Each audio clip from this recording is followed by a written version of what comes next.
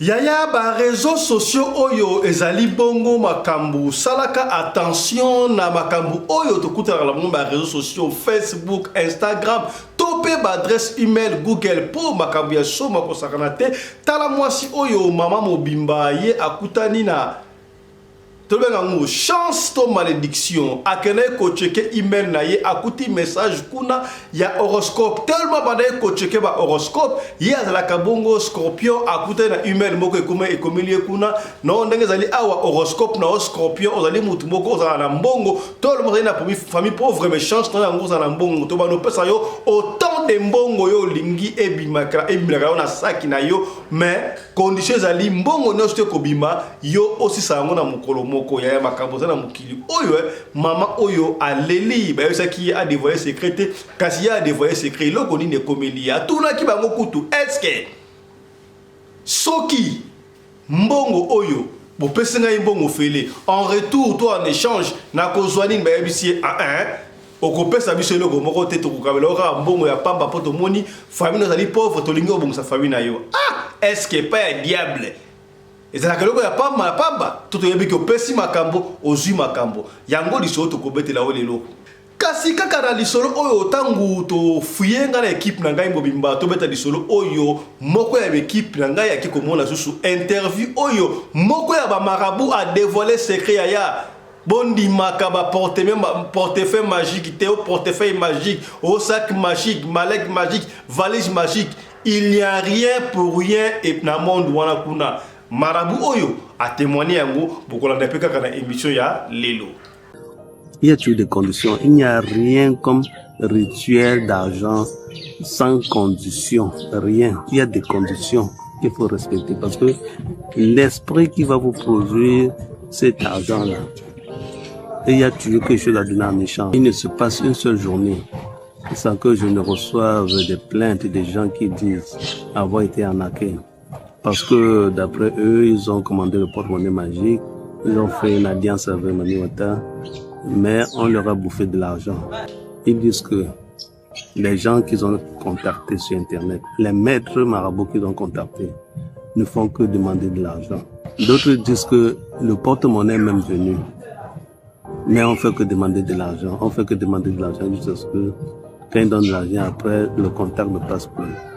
Tambola na mokili omona makambu ya oyo salami bongo na Afrique du Sud Afrique angele ndeko bali oyo asalaka na Nigeria esika basalaka ba kiti epa ya patron na ye kasi ye chaque jour ayibaka kiti moko kendaka koteka na yebite soki bafutaka ye bien te tonengeni sika boye mbala oyo boss na ye ailingela ki ebuli ye pakenda ba bichebe yaya ayibi kiti yake koteka banda acha kiti na mutu abanginga somba akilisa boye ezali kokita te ti aye kozonga esika patron ya salaki ayebisi ye outa kiti wana wapi avoué ono la linga ila kende koteka esimbite ezo kutate abi voilà donc yom to yibaka ngaba kiti chaque fois awa kasi zala kiti na mutu ndengwala na kaina no kolia ape kolia sokoli et puis la okiti na mutu na awumeli wana epesi mbilinga bilinga ti mbila ekoyaki to kozonga waka de mission ya lelo.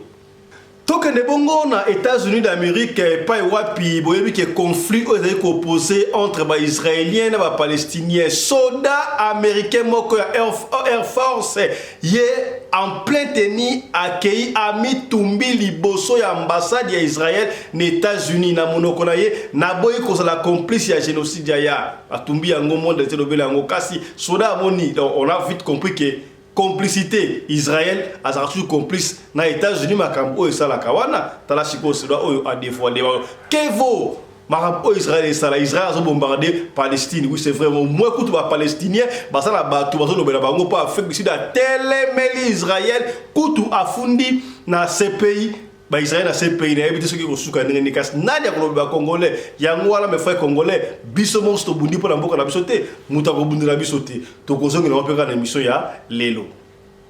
Est-ce que on se marie pour l'amour ou bien pour le comportement? Yaya, on se marie pour l'amour ou bien pour le cerveau? Soki babalaka pour l'amour. Oh, moi si on a la beauté na bali, mobali on a élégant na bali, bolingo esilaka, tango bolingo esilaka et comme akambilinga melinga sino pété okomona moi si o aleki moi si o bala na beauté, okomona pe mobali o aleki mobali o bala na élégance. Alors, ce qui obali pour la beauté, c'est la 1000 chances que la mariage on est sous la kasi, ce qui obali pour la cerveau, pour la mutu. Moi si oyo azo apporter quelque chose na vie na yo, mobali azo apporter quelque chose na vie na yo, mariage ola et okende liboso. Papa oyo, ya mukolo doyen nde a expliqué. On ne se marie pas par amour. Ce point est très important. On ne se marie pas par amour. Le mariage n'est fondé ni sur l'amour, ni sur le sexe. L'amour, là, c'est un contenu et non un contenant du mariage. L'amour est un sentiment éphémère et donc il ne dure pas éternellement. Si votre mari ou votre femme vous dit « je vous aime éternellement », c'est pour vous amadouer. On épouse un homme ou on épouse une femme avec le cerveau ou le caractère qui vous convient. Pas parce qu'il est beau, pas parce qu'elle est belle, mais parce qu'elle sait réfléchir correctement, elle a un bon caractère, une bonne éducation. Mais si tu dis elle est belle, mais tu sors, le lendemain tu vas trouver une autre femme plus belle qu'elle. Ou bien c'est une femme, tu sors, le lendemain tu vas trouver un homme beaucoup plus beau, plus sexy que lui. Donc c'est après s'être marié sur ces bases solides-là que l'histoire d'amour émerge. C'est dans le mariage que le cœur émerge et s'empare de tout.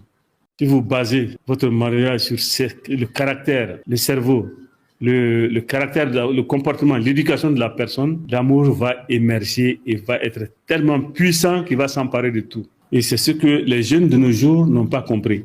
Affaire JB na mwanantuka ngala lobaki na kolobela yango sute kasi ndeko moko atendeli biso analyse ya confrère la biso sango asali kama analyse très bien na ndenge na ye. Bon, on va quand même vous proposer extrêmement ko oyo sango asali à lobby sur makambo ya JB na mwanantuka, mais mwanantuka ngana retenir des choses hein. Mwanantuka aliba pekisiye akendra kotala mwana 4 ans. Est-ce que c'est vrai ou c'est faux? Alors, il sous ba pimelie poto pour ba promettre ka poto. Donc ceux qui m'ont lancé na la poto ndé makambu oyo et comité surtout JP amaki ba zambrota ba danseuse ba o mikolo atiki ba aux États-Unis yango epesi mutu ko soit. Est-ce que la guerre côté à JP to il fallait que ça la mandengo wala epesi ngai mutu ko soit na kozongela yango et le monde analyse na sango kaka na émission ya lelo.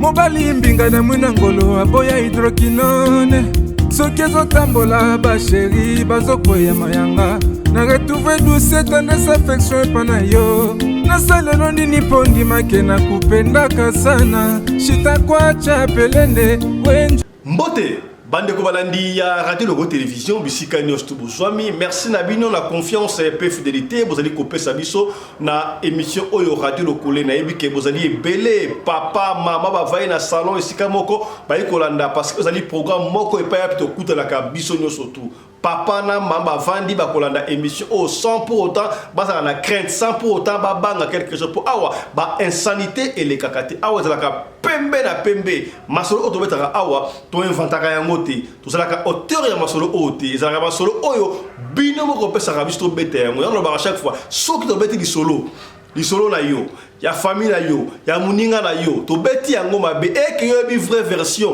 benga biso na limemi ya papa Fiston au moins lisolo wana ezali ya famille na biso au moins lisolo wana ezali biso mais bongo ezalaki bongo te ezalaki boye po ba photo to tiaka mabango la sakawana et uta pas la biso te bino moko ne pesa kabiso alors ko benga kabiso lo ngete o banda ko intimider te wa to ko yoka na pete ozala malamu te est-ce que komi to soli kaka pembe benga na limemia to trouver terrain entente pona to bongisa po to beta basolo oyo pona ko nuire te mais plutôt pona ko sunga kaka seka de kwa kweki yo o kweyate. Voilà. Un clin d'œil spécial à Michael Josh, sponsor officiel. Il y a chaîne Oyo, Michael Josh, c'est Griffy à moi, Namboka, la 5 navino, beaucoup de la site, il y a Michael Josh, il y a ça la commande. Bah, jaquette, il y a beau, ce moment-là, pona winter. Hein, bino benga moi na ba français, on a hiver, voilà, bah, jaquette, il y a beau, qui toko, pona hiver, bah, tenir ba sécurité, qui toko, oh, Michael Josh, kotonga. Bah, combinaison, bilamba, ba sapien prompli. Ba réflecteur, ba robe ya mariage, ba montre water résistance, ba chaînette nyonso ya kitoko. Et ça dit bongo na Michael Josh. Mais quand on côté la site wala sala ta window shopping tala ta kotala, comme ça tu vas te décider. Soki oyebine ngo côté na lien ya site ya Michael Josh te benga biso to na lien site wana pe to kopesa yo numéro ya service clientèle au solo la na Michael Josh. Yambo to te désolé maman oyo horoscope. Oh bah c'est ce qui est parce qu'on peut ça imbongo montagne sauter bah le robima na sac na a mais chaque jour et si la ka mais conditions là qui et si la chaque jour maman wana asuka ki ndenge nini bah c'est qu'il ça mutu te mais il y a ce qui mutu suka na là qui ndenge nini yango to bettre le souvent le mais avant to koma wana ya na sengi na yo kote ça ba ya basi ya basi boko ta ba mbal boko to ça ba j'aime ya to que to na défi à 20 000 abonnés kaka to linga 20 000 abonnés. Donc on a 20 000 abonnés et puis on verra ce qu'on peut faire la suite. Là, comprendre hein? Tout ça va j'aime yaya. Voilà. Et kendaka ndengo wana. Nalobaki yango ne bandela yaya moyibi yiba na yo chaque jour mais un jour ce qui va zio mabe kotra kaka lisolo oyo to vidéo obokota la wala bozomona esalami bongo na Afrique du Sud, Afrique ngele pa wapi ndeko bali wana ye abale ko sala na chantier to menizeri esika wasala ka bakiti ya patron na ye baza batu ya mboka moko ba uta mboka moko alors ye chaque fois de balobaka kubasadilanga kubadilanga bongo te mais ele karapete ki muyibe le kandelote ndeko chaque jour ya ibaka kiti moko akendaka koteka patron pas lukara tiers autant la main na iba ngaba kiti wa ki pile mutu pe comme moi enfant il y a confiance il y a patron là ça rappelle chaque fois batu mususu biso mususu lingara nzambe sala mususu ba sala nzambe sala te ye patron accueilli ko luka chebe ba ebisi ça va muto iba ba kiti wana yo moko okomona ye lo biso ayibi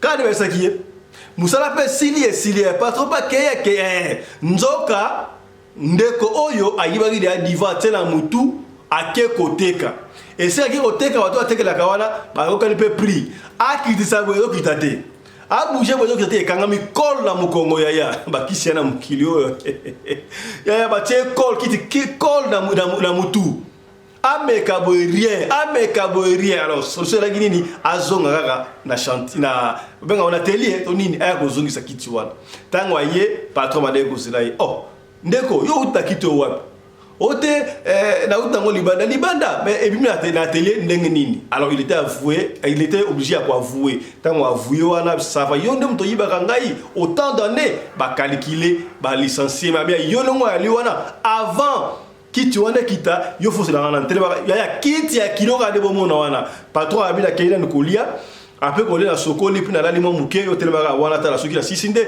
na ko ta solution son ça ndende pour na yo ndeko wana telema moité suka na ye comme mon hôpital mais était ya bino mi yibi ya pamba est-ce que mi yibi obayiba mo la Congo bogo sala bango bo été mbongo ya leta soka oyibi parce que bino bozwaka tango ozo mbongo ya leta soki mutu ayibi ma bik ayibi lo mutu un voleur mais soki mutu oyata ba veste ba kazaka ayibi bo changer yango forme, vous changez en appellation comme à détourner. Mais détournement c'est du vol. Il faut bien avoir un yibi. Est-ce que comme c'est que bien. Voilà. Et t'es là, bino, hein. Il y a un soldat américain, il y a Air Force, Yé Amitumbi, il s'est immolé. Pour la nini, Amitumbi, Alobi, Aboy, cause la complice na génocide oyo Israël a osala na Palestine. To yebi yango Israël a tout bombardé bana mika osala mabakambo ibele mbote na bino. Maman Israël, mère double comprendre, c'est que bien bana Israël mbote na bino. Ba yebisi na Israël kuna radio le coller c'est bon, voilà. Donc la mingi te tozo na Israël, to beta tama Israël. Est-ce que Israël guerre ça? Guerre tozo que ça ngani? Boben sa radio le coller na Israël, to na Israël, to visiter Israël. Bana Israël mbote le ba mama tu Israël mbote na bino mama Israël et que na kandengo wana me bino bosa la pe foire moko degré bozo beta Palestine vraiment Palestine ko ma belete. Tala siko soda o asimole ka ndengo wana do ya bitumbi abino non aboyi ko sala complice ya génocide o salama ya génocide ya Palestine na ba Israël et ba Israélien et bandika rasikoyo mais biso na Congo nana nga okote na biso babanda ko boma biso babanda ko kata biso mitu di kuna bokufi combien telelo bakati biso ka 10 mitu ya pamba 10 mitu ya pamba ya te biso ko to bakati biso 5 bon ya olali oyebite lobi ko lamuka soki mutu o kata to ko zala nana ko lobela biso c'est pour vous dire d'abord force à nos vaillants combattants les FARDC la guerre sera longue et populaire elle va retourner ici que bandaki wana.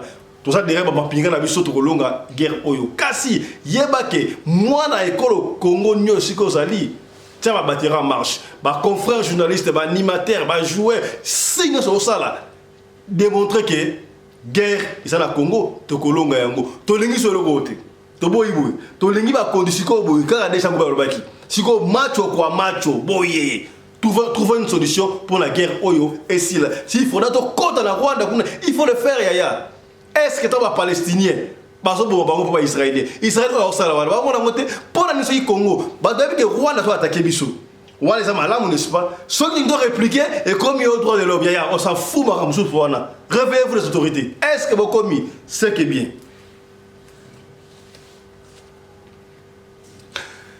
Yaya, est-ce qu'on se marie pour la beauté, pour l'amour ou pour le cerveau? Papa oyo ya mukolo asali analyse ya kitoko boyebi ke olobaka monoko ya mukolo elumbaka solo kasi misaka maloba ya kitoko ngai tanga lobi yango na sali réflexion oui c'est vrai à détailler en noir sur blanc expliquer jaune ne vous mariez pas pour la beauté au moins tanga kitoko c'est la plus belle femme que na moni wana au balier pour la beauté mbal nanga très élégant na balier bolingo salaka lokola mungwa ekosila tango bolingo ekosila ata esilite tango balranzela okomona mwasi msusu kitoko aleki mwasi oyo ponaki okomona pe mobali msusu mobali kitoko koleka mobali oyo monaki est-ce la salaki erreur tozalaki ya solo wana nini kimutu kasi soki obali pour la cerveau vous devez vous marier avec le cerveau. Quand on se marie avec le cerveau, cela veut dire quoi? Tango sobala, qu'on a nos beauté, qu'on a nos élégance, moi si on a apporté ni na vie nangai. Parce que tango babala naka, la inyo, bo vendre ensemble, bo mou forward, vie na bino la kitoko. Qu'est-ce qu'elle contribue dans ta vie? Qu'est-ce qui contribue dans ta vie? Est-ce que commis, ce que tu as beauté, pour comment musicate, pour quoi elle là? Kasi, ce qui derrière un homme fort, il y a une femme forte. Il y a ce qui moi ça na bongo, ça na cerveau, pour que les bosso mobile pe, ça na bongo, ça na cerveau, pour que les bosso ya. Âge là qui cerveau à moutouté. On voit des jeunes gens, tout le monde a papa mikolo, papa msoro a raisonnement papa, âge mukolo, même à l'oba, il y a bébé qui a 10 ans, mais il y a des enfants au moutou so moni âge mouké, mais ramba loba aussi te dit oh c'est un homme. Oh, c'est une femme. Est-ce que vous commis? C'est que bien, Landa, Papa Oyo, Nengaloloba. On ne se marie pas par amour. Ce point est très important. On ne se marie pas par amour. Le mariage n'est fondé ni sur l'amour, ni sur le sexe. L'amour, là, c'est un contenu et non un contenant du mariage. L'amour est un sentiment éphémère et donc, il ne dure pas éternellement. Si votre mari ou votre femme vous dit « je vous aime éternellement », c'est pour vous amadouer. On épouse un homme ou on épouse une femme avec le cerveau ou le caractère qui vous convient. Pas parce qu'il est beau, pas parce qu'elle est belle, mais parce qu'elle sait réfléchir correctement, elle a un bon caractère, une bonne éducation. Mais si tu dis elle est belle, mais tu sors, le lendemain tu vas trouver une autre femme plus belle qu'elle. Ou bien c'est une femme, tu sors, le lendemain tu vas trouver un homme beaucoup plus beau, plus sexy que lui. Donc c'est après s'être marié sur ces bases solides-là que l'histoire d'amour émerge. C'est dans le mariage que le cœur émerge et s'empare de tout. si vous basez votre mariage sur le caractère, le cerveau, le caractère, le comportement, l'éducation de la personne, l'amour va émerger et va être tellement puissant qu'il va s'emparer de tout. Et c'est ce que les jeunes de nos jours n'ont pas compris. Voilà, Yambo, Tobetali Solo, Narbaki Makambo, Oyo, ya JB, Piana, notre artiste musicien, na kokote yango, le sous-penate, parce que moi, 2-3 émissions de Salaki et Pesaki Bilinga, bon, moni, ezali kam oyo eza sur la toile, ba Zouzi, ezali beaucoup ba Zouzi, mais tout le monde est en plein tentoka déjà, eza pas ba juge déjà, ba yoko na makambo wana, mais mutakoloba azate botiki yango ndengo wana, tout à la soki ekosuka ndengene, mais ngala retenir des choses. Il y a tout mettre le solo siko, ça patient. Na makambo tout wana bina réseaux sociaux, ba polémique ne so tout wana, mwana ntuka na yoki a l'écrire makamika mibale. En gros, au modèle de oh, toi, qui c'est qui s'injora? Qui s'injora, ça dit, boy, qui s'injora, qui na live, na Facebook, na aleli, a bien été macamborote, ne comment les qui n'a pas confondre, ça va dire que lobby, non, qui s'injora, à peu près, qui a boy, $200. Petit toi, on a suivi ton money en gros. Mais en ce qui me concerne, total ignorance sur toi, on a retenu que deux choses, moi, en tout cas, à se revendiquer. Bata la simanaïe, mais deux choses. La première des choses, à l'obinini, pekisi ya mwana na ya bota na bolingi na 15 ans. Est-ce que abotaki na 15 ans ya solo to milinga. Pour vidéo moka bimaka liboso, il paraît ya na ye alobaka mwana ntuka botaka na 19 ans. Alors on a 18 ans, majeur déjà bota 19 ans. Mais avant de gagner, vidéo ça date de longtemps. Tant que mbilinga ko bouger boye, alors bien non, o ya lobaka na yebi na ye tasana ya na été. Oh, ya. Finalement c'est quoi? Di kambuté. Tonana ki maniké, alors ba nini? Na décembre awa, mwana tsuka ote ko kende fête ya anniversaire ya mwana na ye. Na yebité. Ba pekisiye, ba pekisiye to yebike. Ndenge ba lobi paré. Mwana tsuka utale ko fana pa mama nièce. Maman Agnès Lusamba, maman ya JB Piana, to kota ba détail wana te. Akimaki po azwaki zemi mususu ya JBT. Bon, na yebite mutuko soa, epesenga mutuko soa. Tant mona tukare ko fala pa maman Agnès. Etant nani? Moi si ya JB to abale ko fala ndeka ndengo wana. Question mark. Donc so kala yimo si ya JB. Entre parenthèses, ne pas le bawana. Donc yo moi si à JB, OK on s'est même pas musul banda. Donc yo ndem doza mabe. Torobika, on ne sait pas. Bon, ce cas-là qui moi c'est à JBT, abale ko fana papa ndengwana. Mais comment yaloba, ça fait 4 ans on va pumeler mwana. Abona mwana été. Le temps on a fait pas mal de sambu. Mwana ngwa salaka wapi. Est-ce que komi to solika pembe. Deuxième revendication na yé. Oh non, badaka qui est fait des poteaux à Keïté, Koutou bazamblo, badanseuse oyo, bazeba ko critiquer, jibe badanseuse mami bima bonani, baseba collier conso à Keï, à tiki ba aux États-Unis.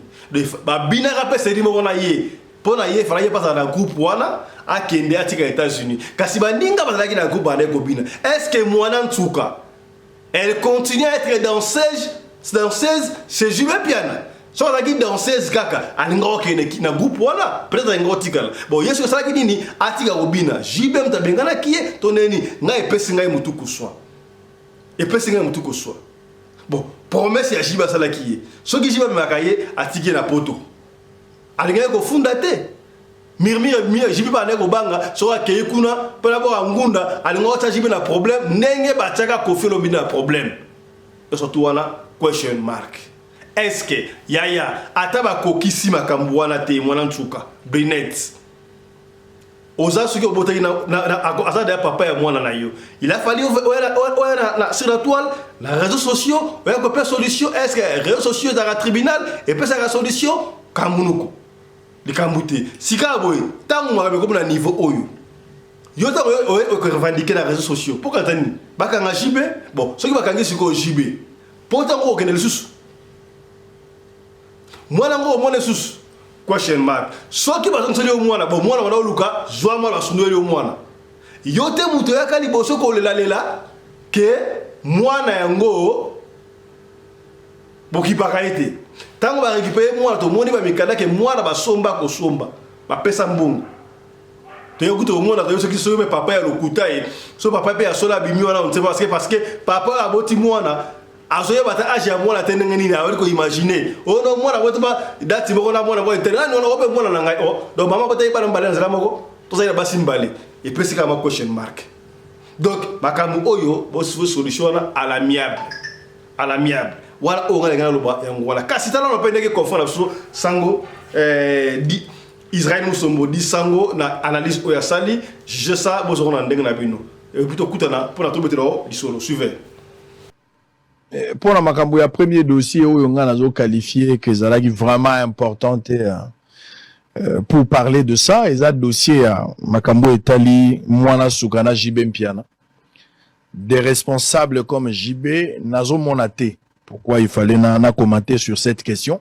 Parce que na meki koyo kama makambo nyonso na yoka ki epa ya la fille mwana suka na yoki makambo nyonso elobami na ba analyste o basala makambo na bango wana ya bango na landi yango na landi pe ba soi-disant bato bazo bima lokola ba papa ya mwana na landi ba danseuse na meko landa mwa bato ebele na kati sango yo lobi nini est-ce que sango il faut loba kaka est-ce que ça na makambo na ko vanda kimia te bato mususu pe ya motema mabe ba ke plus loin ba lobi azokoka ko loba te po jiba za moloba ya za moloba ça ce sont des démons des petits démons nde bazana makambo modèle wana na mutu na yebisi bino ke na nyonso okoki ko loba te il y a des choses que tu peux dire il y a des choses que tu ne peux pas dire mais je vais quand même dire quelque chose parce que bolingi na loba je vais essayer de dire quelque chose ça pourra faire mal mais c'est une vérité oh ngana zo mona ça n'engage que moi ils a point de vue nangai tant on a landi mwana sukawana mama ya bana mibale oyo mwana liboso selon ye azali mwana abotana JB Mpiana et que mwana mibale tata na esikoyo batikali non ko yebisa kombo na ite na télévision mais ya JB balobi yango déjà nalandi mwana wana ebandeliti suka bandeko na ngai à moins que bino bozala na point de vue mususu natikali te koyoka mwana suka Brinette oya botana JB selon ye ndenga lobika botana JB bon na yoki pe mwana mwasi muso abimi balobika zande kwa JB bazo reconnaître yango mais le point de vue ya JB moko natikali koyoka yango te lui qui est accusé atikali ko s'exprimer sur cette question mais to tikala na côté à forme mwana wana oaza ko lela et pas ya JB Mpiana aleki na télévision mwana wana azali ko lela te que JB a violé ngana tikali ko yoka ngote so bo wana vidéo côté na yoka ki bien te botindela nga côté na yoka ki bien te mwana nsuka atikali ko loba te que JB a violé ngai wana na tikali ko yoka ngote na lobi te que ba viola qui était ce n'est pas ce que moi j'ai dit na lobi te que ba violé mais na lobi kaka tango na yoki mwana wana bandeliti suka na tikali koyoka place moko te mwana lobi ke nga ba viola ngai mais eloko o na yoki mwana wana zo lela eza biloko mibale o na yokeli ya leleli akati émission ya liboso ezali avec beaucoup de contradictions. Ça fait 4 ans, na mona ramona te, ça fait 5 ans, na mona ramona te. Boye barake na droit, doute profitera na accusé. Sogi yo muto fundi mutu.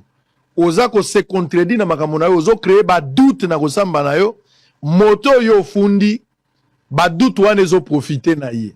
Donc, tango lingo dénoncer likambo, oya solo, ozali victime, po eza droit na yo, boza la cohérent na maloba na bino.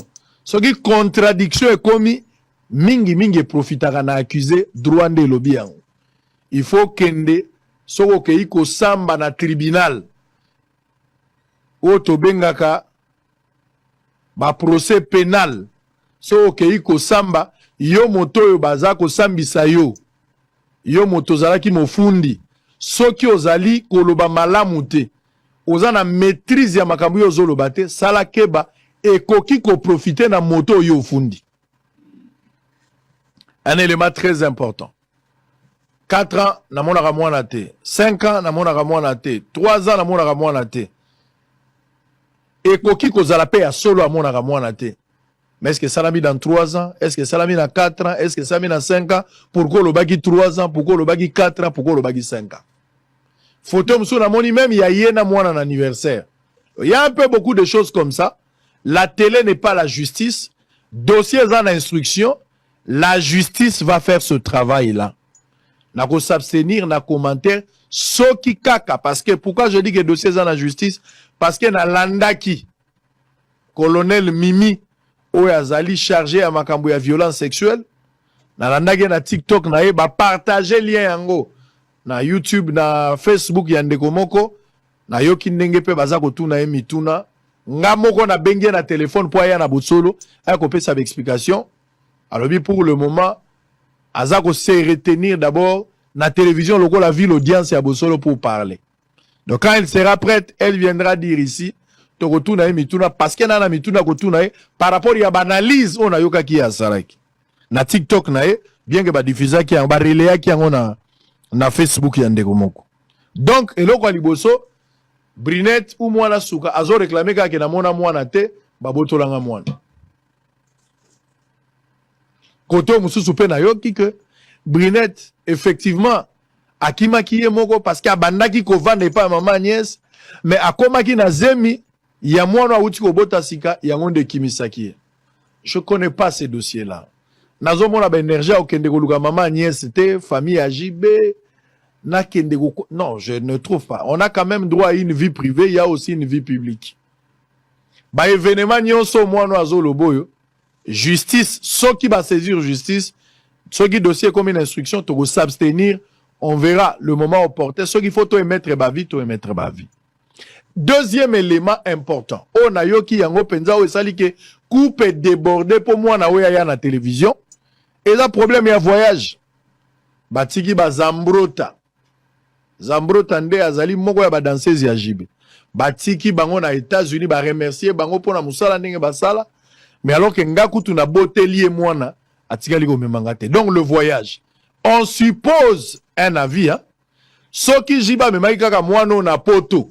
Na ndenge mwasi aza ko lobaki zalaki promesse na ye. Soka memaki na poto c'est-à-dire to linga toko na makambo te. Ezaka likamba poto. Ezaka likamba poto. Donc kozanga ko kende poto. Komona bato mususu bazambrota bayana ye. O babinaka na bango jiba remercier bango ba ke poto alors que ye a ke poto te. Ça c'est un autre problème. Je pense que ceux qui likamba poto ceux qui atta jiba memaki na poto te falo kutata na ba papi mandeke bato baza ebele bande kwa jibe ba papi mandeke bande kwa ndenge na ndenge. Pas quoi que ça li soke nde poto. Mais est-ce qu'il fallait régler des questions à la télé parce que jiba tindi on a poto te. Qui dit mieux pour Toyoki na nous JBT? Je ne voudrais pas ici commenter sur cette question. Nayoki batwa lobi na ndenge na bango, JB fuba kangaye, JB fwa samba. Mais pour mon toi samba, il y a deux possibilités. Soit ba plaignant bazali, soit ministère public à se saisir d'office yemoko na kati ya dossier. Na kati ya dossier il faut toyeba. Est-ce que plaignant Zali, ton ministère public a ouvert déjà une enquête par rapport à ces dossiers? Togoye bango dans les jours à venir. Colonel Mimi Nazan a besoin d'un abosolo parce que je suis limité. Il y a repoussé bouton loin. Alors qu'il peut y avoir beaucoup de choses. Oh, Togo Kozwana Simanayo. Sinon que je vous ai suivi na TikTok na Ondengo Lobaki. Donc, mon point de vue par rapport à cette question, je ne trouve pas grand chose dans le sens que Kotunanga te osango so botaki mwana mwasi mwana no batie misapite kotunanga makambo wana te parce que mwasi aye ko réclamer te ke ba viola ki ye mwasi azo réclamer voyage ça dit soki jiba memaka mwana na voyage na mwana to ye akendaka po balobi ke jibe bazwaka mwana soki ye akendaka na ye poto nde kopo ese silina soki pe mobali ya botisie mwana mi bala memaki ye déjà na poto alinga tungisane jibe te donc poto nde énervé ba esprit o mais bande kwa jibe bazali visa, pour régler cette question. Mais pourquoi il fallait passer dans les réseaux sociaux? Yo moko yebi makambo yango. Est-ce que après koleka na réseaux sociaux OK les sous poto na ebité. Tozala quand même na moi ba réserve na makambo ebele. Toi attaquer JB, toi attaquer Ferré, toi attaquer Fali, toi attaquer Wera, toi attaquer Kofi, Inosbi et le reste na musique na bango. Ba proposer bien te, to sali analyse, ba lobby makambo une émission, to ko réfléchir. Mais quant à la vie privée, il y a des choses qu'il faut contextualiser. Je ne trouve aucune raison ngai na bana na bosolo, na banda ko réfléchir, mwana suka, jiba mwana suka lobby te que jiba violé. Baboti na ye mwana. Doit reconnaître que wana tata ya mwana na ye. Mais potonde bomili kambo. Oh là là. Chacun est libre de mettre un commentaire. Mais ngala kolobalisu na dossier wana te, nous allons tout laisser. Ndenge yango ekotambola, si ça sera un arrangement à l'amiable. Mutumusa lobi nanga makambo ya $100,000 ya fali olobaki. Na ebite so na lobaki yango wapi. Mais babi singa makambo ya $100,000 ya fali olobaki. Na bosolo na tikali kolobela makambo wana te. Babi olobaki. Mais makambo ya jibozo olobate po azande kono muluba. Ça ce sont des petits démons qui peuvent réfléchir comme ça. Fali a sali intervention local musicien dans un contexte avec une analyse et créer clameur batu bakoki ko réfléchir bien que nga on a bosolo na lobaki yangote. Mais les gens peuvent réfléchir librement. Mais alors que ya JB c'est dans un contexte purement privé qui n'a rien à voir avec ça. Batu musu abina nga olobaki makambo pasteur Kassi. Makambo pasteur Kassi ezalaki na clameur. Ministère public à se saisir dans un dossier où il y a un plaignant, je ne sais pas. Mais je pense que c'était le ministère public. Et créer clameur et commis Libanda, il y avait lieu de réfléchir, de donner un avis en tant que chrétien. On s'est limité, nous l'avons invité, il a fui. Il n'était pas venu. Donc il faut tout contextualiser ma cam. C'est vrai que Batumsu va rappeler Abisango, Olobaki Mamba $100,000 Tangwa Bakole. C'était une réponse à un groupe d'individus qui voulaient s'attaquer à moi. Voilà pourquoi on appelle ça dose unique à l'époque. Mais dans Makamboyo, il y a $100,000. Dans le lobby, il déjà que Pierre Boka. Dans mon toit, salaki hymne national, selon ce que nous avons lu. On a la bino totangi na Facebook. Na bosolo nga na lobby angote. To moni onde na Facebook. Batobele bazo copier ba Facebook na biso partout. Bachepe bilongi na ngai, ils disent ce qu'ils veulent. Batumsu bazo pirater ba compte wa osala. Est-ce que ça responsabilité na ngai? C'est pas ma responsabilité, so mutu a réfléchi librement. Batuku bazo yibana ba émission na ngai bazo diffuser ngo na ba chaîne na ba. Est-ce que batu na point de vue na ngai? Je ne suis pas responsable de votre ignorance. Ba ba ko comprendre, ba comprendre, ça c'est leur problème. Donc je pense qu'à ce stade-là, nous n'avons pas de problème avec des musiciens, nous n'avons pas de problème avec qui que ce soit. Notre problème, c'est que dossier est commis à la télévision, dossier est commis à la justice, clameur est commis, tout le monde peut réfléchir. Mais aller chercher les dossiers à Moutou, c'est très privé. Kobimisango Libanda, ça, le travail, moi, je ne le ferai pas. Mais ce que mandataire, il y a l'État. Ce qui est sali loko, il y a l'État, papa te bomba magi to Kobimisango. Mais la vie privée, elle est sacrée, je n'entre pas dans cette histoire. Ce qui s'est proposé à inviter, to retourner aux questions. Au qu'on répondre, aux appels obligés qu'on répondre. Faut tout contexte. Peut-être que tu vas comprendre jusqu'à présent, à l'obaki en ni pourquoi à l'obaki, mais bon, la caca, il y a des personnes, il faut avoir de l'amour pour les pauvres, mais le respect pour les imbéciles. Voilà, il y a tout le monde sur le solo, aux animaux moulaïté, aux animaux coussés, tu as un peigné, un benda, un toiné, objectif na biso, c'est la ka awa na radio de télévision. Awa to lukaka, ba information, oye ko édifier yo, oye ko sala ke yo, au fungo ma bongo, au fungo ma mutu, au monde plus loin. Miko, tout le monde a ramené ba ya basindi. Papa fiston, yo lo ba ka ba ya basi, ya ba ya ni ba la prendre mingi, tu as mis ba ya basi. Ba ya mbal ba supporter, mais ya moi si so moni muninga na iPhone 13, on dit ni ye pa linga kaza nango. Ma bene kuta kawana isoto kobeta mama moko nde apesi yango ye moko papa fisto ezali solo oya ngai moko esalemela ngai na ndenge ya kimama nazali mama masala quelque part bino bana o mikolo yo elekela ngai solo elekela ngai moi kala mingi te moi kala mingi te quoi na musala esika salaka nazala ma poste ya bien esala ke bapesa nga biso ki ya benga ngo avec ngo clé ya internet to tebika modem modem. Alors, ce qui a sonné d'ailleurs, moi, la Latina, moi, on est à Liboso, na pote à Mobali, à Kenako Tanga, en France. Moi, là, on a la bourse à Zouaka, à Tsomela, maman, laptop, ordinateur portable. so mama ke musala ami marona musala te mesa comme na ndaku afungola rango ndenga sana modem ya musala atala ba email na ye mingi abi ya consultant mingi email adresse ye kaka ba mail pour derrière ba Facebook ba WhatsApp ye kaka mikolo ya ka isa na email adresse comprendre ne lo mo sala kala ba do ngo chache to chache je crois est-ce que bien ngo tant avant ba Facebook ya ba ni te ça email après yo ba so chache nga na bien ngo brilse ka comprendre chache to chache c'est wana alors maman ba lobi papa Fisto nga na lingara mingo tala horoscope ba horoscope o bataka wala soki oboto maso na janvier o za soki na o capricorne o soki ni o soki on a juillet o soki scorpion blo mo ndengo wana abi nga za ki scorpion alors na linga ko beta ba jona mingi na email ko na email sikoyo papa Fisto ngai na za mutu na za famille pauvre famille la biso to na moyen to na difficulté la famille pauvre ngai ko to mutu na za moi li chez famille moi mukie mais na za peka ndengo wana mais ça va quand même par rapport à ndengo ngai moi ça va. France na poto. Alors, pendant que je jouais pour consulter ma scorpion na ngablo swana na kata jour na fungol email na nga parce que email na nga chaque fois quand na uti musala na fungol email na ngai na moni profil ya mtotelenga message ezali na liste moko boli sur une étoile na 4 mais je crois combo ya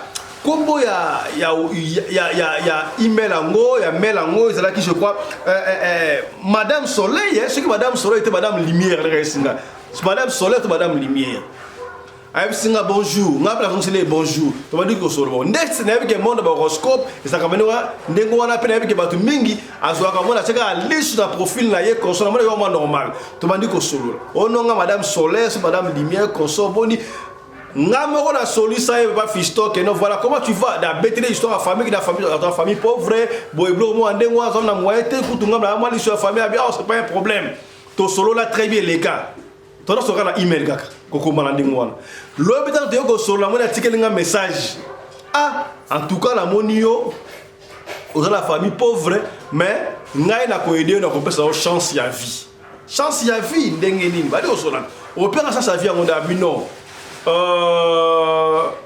ndenge zali awa na kopesa yo pentacle soko lingi wenga woni pentacle soki nini pentacle wana okata o manda mepese okoluka chambre moko ya yo moko vandi esika okosala prière na prière ngo pa tindelier ai me papa Fisto prière ngo sikoyo bakomaki yango na rouge prière ngo to koloba yango te bakomaki ngo na rouge so sali prière wana aussi pentacle wana otia ngo na kata saki na yo otiako na saki na yo saki no wana ekobanda kobimisa monta ya mbongo nyonso tu okwando luka par jour na butu olingola la aussi pentacle wana soko lingo mona mamboele kana mukili na monde entier tsango kana sa kusela la okomona makambo nyonso tu to leka na mukili oyo bakoyebisa yo yango bato msuba sala ngabo yiti makambo ele kana mukili basa basala pentacle wana te on ne sait pas tozo beta lisolo o te pour obenga pas Fisto pesa soka prière pentacle wana pour nous za somo wana opesa te o prière pentacle na ndenge na souffrance de l'égalité na opesa te papa Fisto prière wana yaki na rouge to beta pe solo on a sentiment to beta ka pona ko peigner yo makambo sto landa ka yango te alobi sango sala prière wana sika moko ya l'aise makambo nyonso tout montant nyonso tout ya mbongo kosenga par jour soko lingi yo $1000 par jour $2000 par jour $5000 par jour $10,000 montant tu kolunga e wana to ngata saki na wana kasi condition za moko aussi saka mbongo wana chaque jour soko lobi $10,000 donc $10,000 il faut si là au comprendre ba to so basala ka dépense moko fou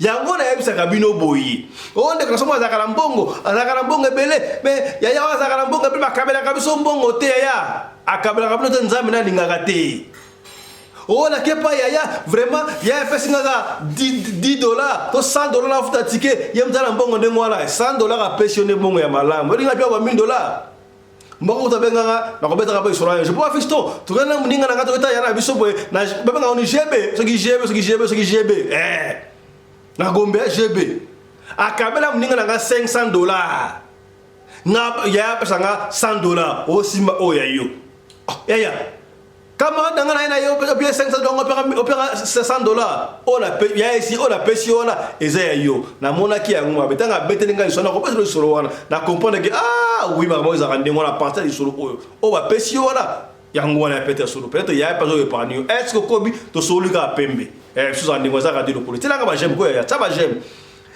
j'aime partager condition yango wana c'est la même jour. Elle est allée encore plus loin. Madame Lumière, Madame Lumière, Madame Soleil. Abi makambu oyo koyebise yango mutu mokote. Soko yebisi yango mutu nyoso tout et baby mitalio. Ah, il va falloir rien répondre té. Surtout dans l'article là je vais réfléchir. Tant l'article ça va dire ko kanisa siko la pas ça va dire ko kanisa na kanisa bi ah. Ngana fa une pauvre bien sûr, oui. Est-ce que ça nzambe mutatindi muto ya ko aider ngaite na so mbongo pona aider famille pour abike non de toute la famille pauvre alinga aider ngai pour famille na so élevé makambo ba famille pauvre yem te yabisinga te ngamo na betela ki yango ah bo likamute nzambe mutatindi ngai na ya to nini soki nzambe mena nzelo nini bo sikoyo prière nga peso ba ko na rouge wedeni prière ba ko na rouge ala sabino ba ko na rouge so sali prière wala différent que autant en déjà prière en mais il faut dans la pièce isolée aussi pentacle voilà au tiango après prière voilà aussi au quatre pentacle ndambo so pour quatre ndambo so pour jango au tient na saki et voilà msambongo bon papa fils na metela bi osiko sala amina na kota la chambre mo muta ta la ngamoko so na kota siko la chambre mo muta tsiko basa linga mabe na kati kuna ona ka ngos na kufu kuna sa nini et pesi ko banga et pesi mutu ko sa bi ah na makambo na mona makambo te mamba pentacle oyo makambo oyo esaka ba kisite na osala na ngai yango te aboyi na ye siko bi ah parce que ko boye loko ndengeni na ko boye yango ndenge na ko boye yango ndengeni ah ko sabio alobaki soki kaka na ebisi mutu mitela ya sa mutu mo te aje bisi vala yango wana na benga siko leki na ngai na benga leki na ngai suka neto kopela très bien pour bien na famille mutu ba sola très bien la famille abenga na betela leki na ngai solo wana tala kutuboye ah leki na ngai ah ya ezala ngo bien makambo wana ah makaba pentacle to ka so pentacle ya ngoza ka bete na ebite sala ka ndo loba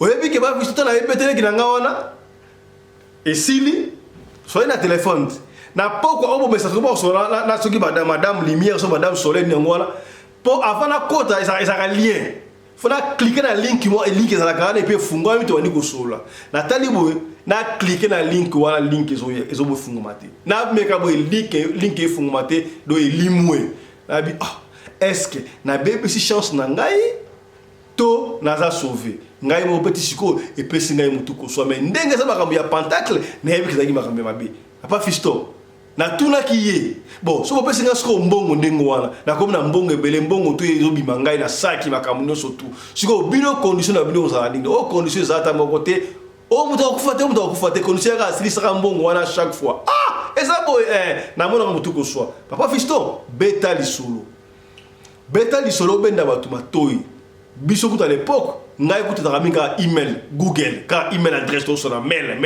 email adresse mais lelo e comment la ngotina ba WhatsApp ba Instagram réseaux sociaux bimba ya réseaux sociaux autour makambo nyonso to zati ya link yom to la ga oboni batne do ma lien moko bo link mo o cliquer au koti lien au koti ya benda ka bana matoi bana mikro ba so ba yebite ba sa ko ba yebi oh mia je sais hey I know munu geza ba kunieso nini ya bon so ba senga photo ba ko senga non je vais être ton ami bon so ba gentillesse o tina photo nga ni photo o kabi amna yo kabi molimo benda ka bana matoi mutu o yebite asola na yete demande mutu tino demande na mi na Facebook kondima ya ngoto so yebiete.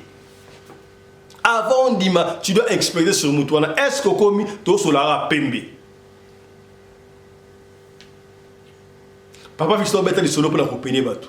N'a pas la jeu de solo à si on a tant pour que ça fasse mettre les solos faire équipe pour me radio le coller. Tu dois utiliser les solo et vous bête mandengeni.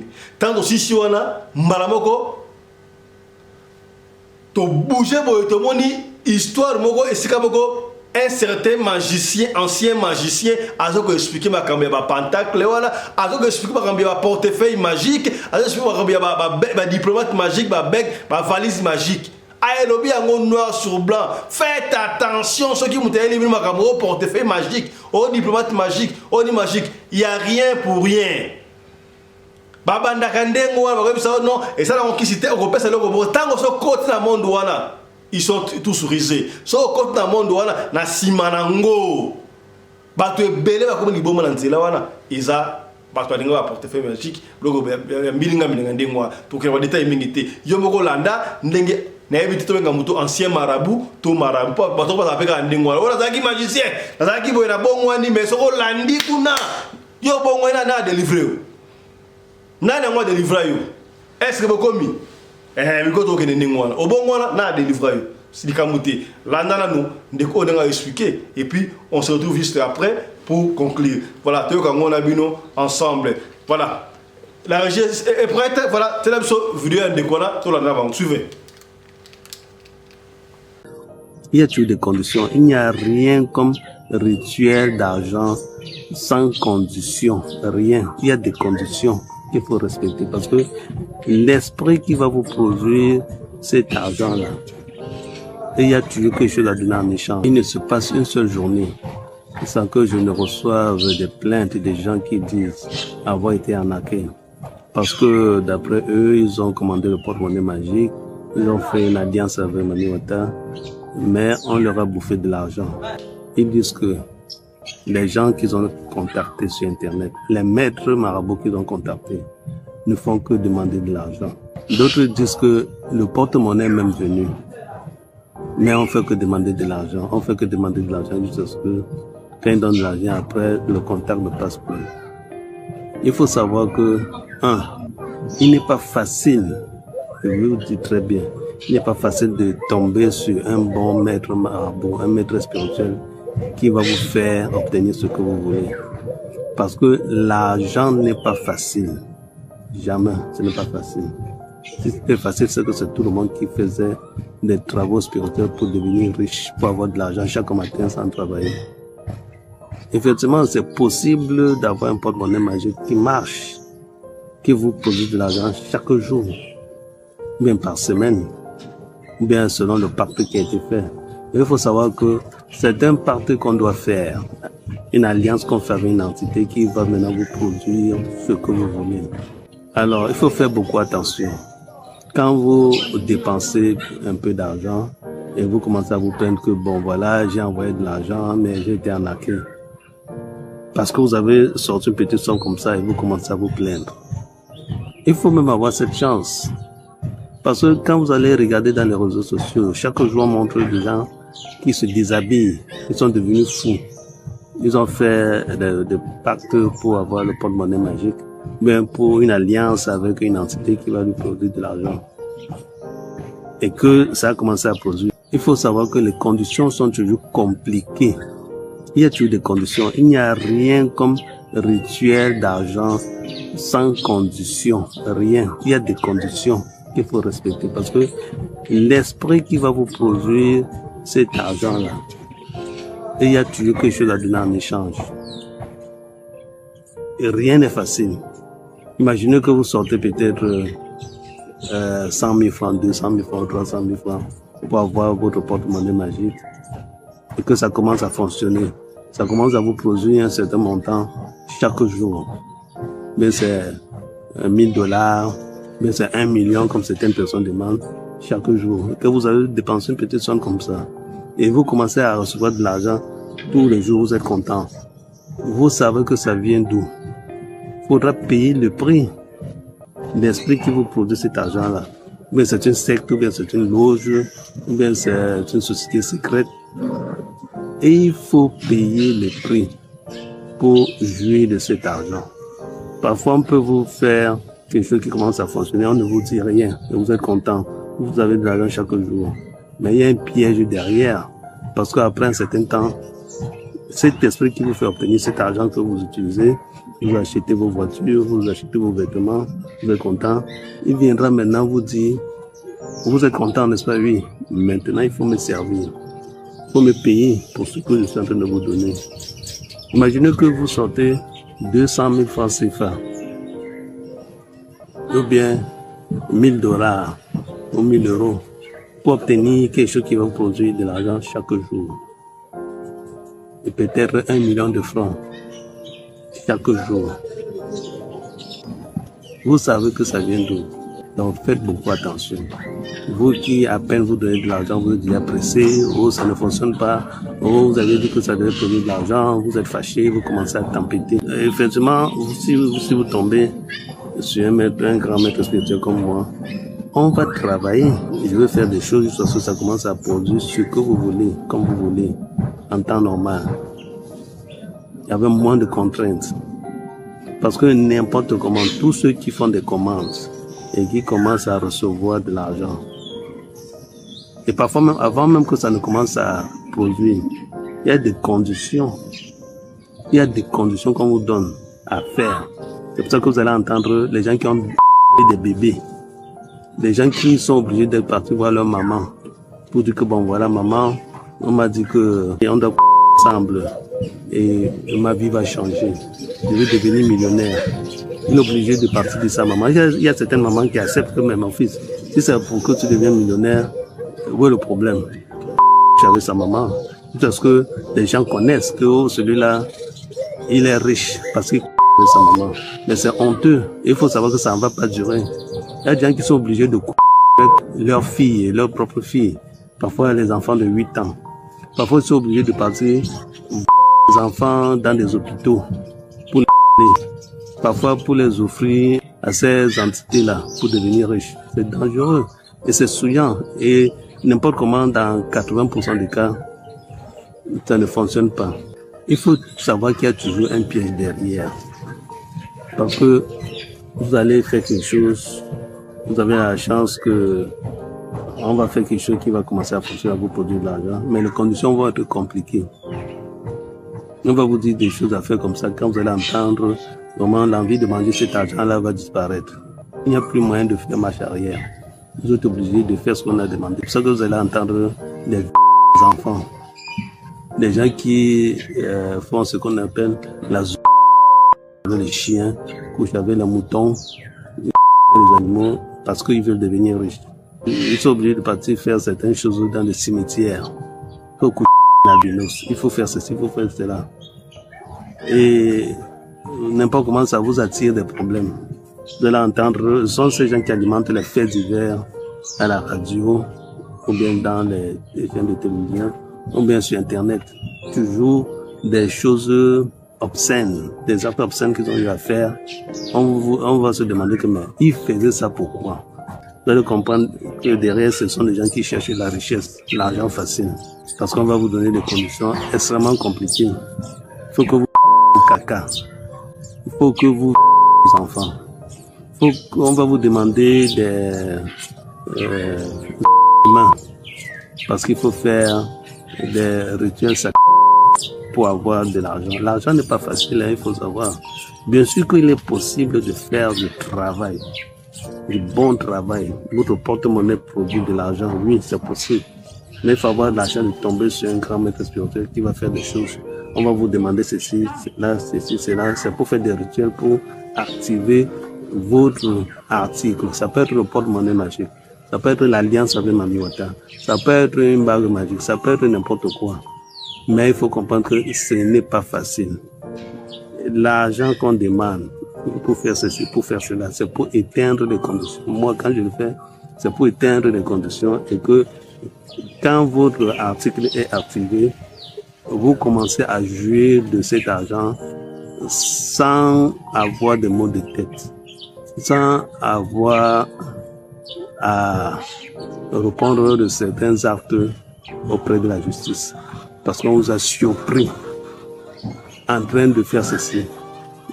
Il y a des gens qu'on entend qui sont allés dans une famille, ils ont des enfants, des cousins qui partent leurs cousines, leurs enfants, les enfants de sa soeur, les enfants de sa tante, ainsi de suite.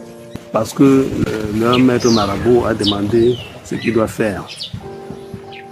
Parfois même c'est l'esprit même qui vous demande de faire cela et vous allez devenir riche.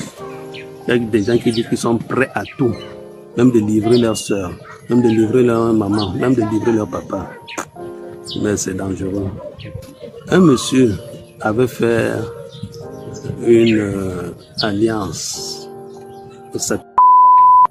Il a eu de l'argent et il a commencé à s'acheter des choses. Il a acheté une Prado, une grosse voiture. On lui a demandé qu'il fallait livrer son papa. C'était la condition. Il a dit, ok, moi tout ce que je veux c'est l'argent, je veux être riche. Il a organisé une fête au village. Il a dit à son père, papa, vraiment, je veux que tu bénisses ma voiture. Je viens de m'acquérir une jolie voiture et j'ai besoin de ta bénédiction. Le papa a dit, ok, il faut venir. Il est venu, on a mangé, on a bu, on a fait une grande fête. Et puis il fallait ce qu'il attendait depuis, parce que tout ce qu'on faisait comme fête là. Voilà.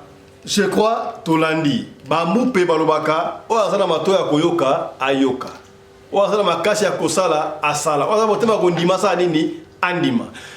Merci à Michael Josh, sponsor officiel de la chaîne Oyo. Merci à Bino sur la Nebiso, mais on ne peut jamais conclure cette émission sans pour autant remercier l'équipe qui nous a tenu compagnie. Je vous dis, mesdames, messieurs, les lots, ceux qui na Makambounio surtout, Mamari na Umbila Rispelen de Oté au four et au moulin coordinateur de la chaîne Oyo. Yemoka Zalaki na caméra, Yemoka Zalaki na lumière, Yemoka Zalaki na régie, Yemoka Zalaki na coordination pour Bangonio, surtout Bazalité Baki pour ça va devoir.